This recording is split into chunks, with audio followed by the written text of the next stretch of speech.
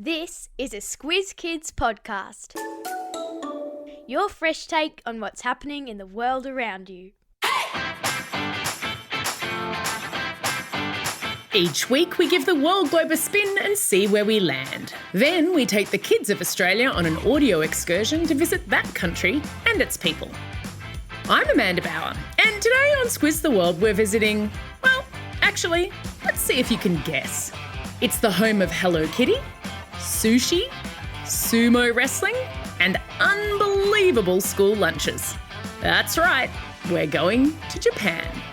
Strap yourselves into the Squiz Kids Super Fast Supersonic Jetliner as we head north to take a squiz at the 6,852 East Asian islands that are Japan.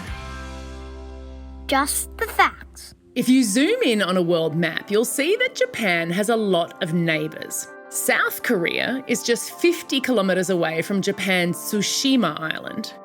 Up in the north, Russia is just 40 kilometres away from Hokkaido Island. Taiwan and China are also close by.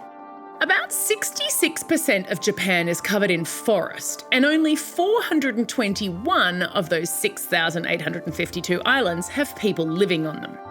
The biggest and most populated island in Japan is Honshu. That's where the capital, Tokyo, is. Many of you probably have a picture in your mind of Tokyo.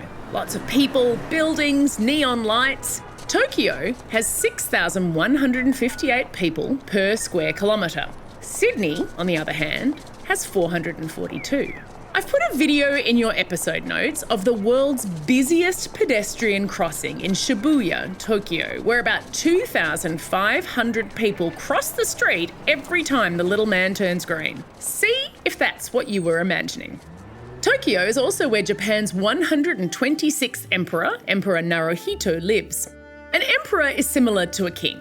Japan's emperor has had different powers throughout history, but nowadays it's just a ceremonial role, meaning that the emperor might open buildings or attend important events, but he doesn't have any influence over the government of Japan. In fact, Japan's constitution bans him from making any political statements. So yes, Japan's 122 million people live in a democracy. They also live on what's known as the Ring of Fire. We talked about that in our shortcut to earthquakes and volcanoes. I'll put a link to that in your episode notes. What it means, though, is that there are about 1,500 earthquakes in Japan each year. Most of them are mild, but every now and then, there's a big one. Whenever you travel, it's important to learn a few words in that country's language. It's a great way to show respect. So let's Learn the lingo. The official language here is Japanese, although if you're a native speaker, you'll call it Nihongo, and you'll call the country Nihon. It means where the sun rises, and that's why you might hear people call Japan the land of the rising sun. It also explains Japan's flag, which is a red circle in the middle of a white background. Japanese people call it the flag of the sun. So, let's learn some Nihongo. We are so lucky to have a native-speaking Squiz kid, Anna, here to help us. Take it away, Anna. Hi, my name is Anna, and I am 9 years old. I live in Sydney, and I speak Japanese because my mom and dad are from Japan. Here's how you say, hello, how are you? Konnichiwa, genki desu ka? And this is how you say, thank you, arigato. And this is how you say goodbye, sayonara. Arigato, Anna. Now that we can communicate a little bit, it's time for school.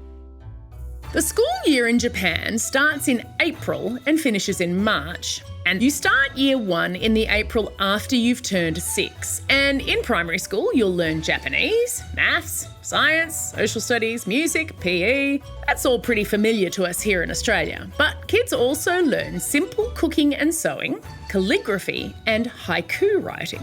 A haiku is a very short poem. It's just 3 lines, and those lines follow a strict rhythm. There are 5 syllables in the first line, 7 in the second, and 5 in the third. Here is the world's silliest haiku, in my opinion, with a little audio magic to show you the syllables. Haikus are easy, but sometimes they don't make sense. refrigerator.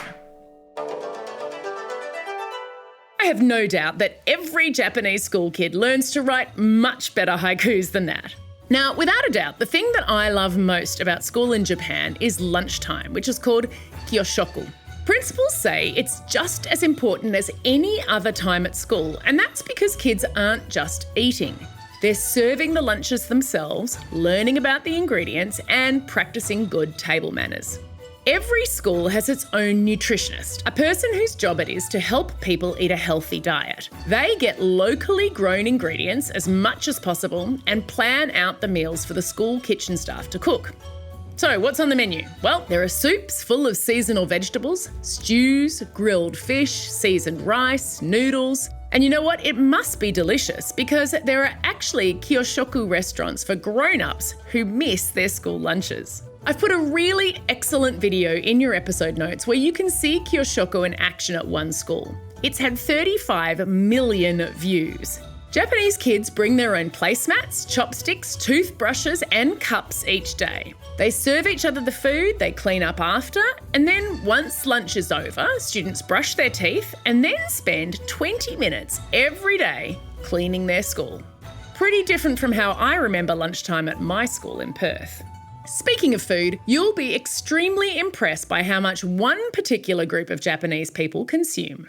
Yep, I'm talking about sumo wrestlers. It is definitely Sport time. Sumo wrestling is more than 1,000 years old and is the national sport of Japan. It started out as a religious dance with one person wrestling against a spirit. Nowadays, of course, it's a professional sport in which two wrestlers push, shove and grab each other, trying to be the first to push the other one down to the ground or out of the circular ring. There are still lots of aspects to sumo that are religious though. I've put a great video in your episode notes to learn more. Now, being big and heavy is obviously an advantage in a sport where you're trying to push someone over, and the average weight of a sumo wrestler is 166 kilos. The average Japanese man, who is not a sumo wrestler, weighs 62 kilos. So that gives you a sense of how big those wrestlers are. It takes work and food to get that big and strong. Most sumo wrestlers live together in what's called a stable. Makes them sound like farm animals, doesn't it? They wake up, do not eat breakfast, and get straight away stuck into a 5-hour training session.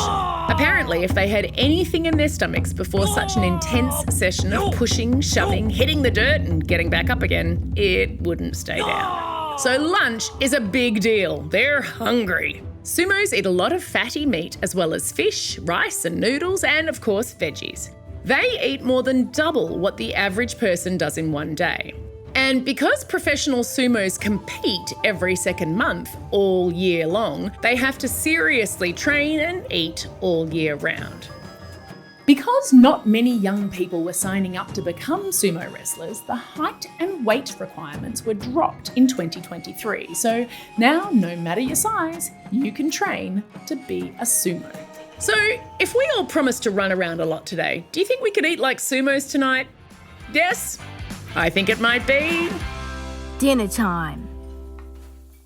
The dish most associated with sumo wrestlers is called chanko nabe. It's made in one pot by cooking meat and vegetables in a broth called dashi. Dashi is a really important ingredient in Japanese cooking. It's made out of seaweed and dried fish, and if you've ever had miso soup, you've had dashi. Chanko nabe is actually pretty healthy, especially if you put lean, which means not too fatty, meat in it. One of the reasons it's associated with wrestlers is that it's easy to make a massive pot of it, which is what's needed in the sumo stables to keep all those big fellas happy. And once they retire, sumos still love their chanko, as it's known for short. Lots of former wrestlers open up chanko nabe restaurants. I've included a typical recipe in your episode notes. You can use any kind of vegetables, but chicken meatballs are a really common ingredient, along with other proteins like tofu, pork, and prawns. Do it your way. Time for the quiz. This is the part of the podcast where you get to test how well you've been listening. Question number 1. Name one of the 2 countries that are within 50 kilometres of Japan. That's right, Russia and South Korea. Question number 2. What do Japanese school kids do after lunch? You got it. They brush their teeth and then clean the school. Question number 3. What is the name of the short poems that Japan is famous for? Good memory. It's a haiku. That's all we have time for today. Thanks for staying curious about the world and joining me on this incredible trip to Japan. Now get out there and have a most excellent day. Over and out.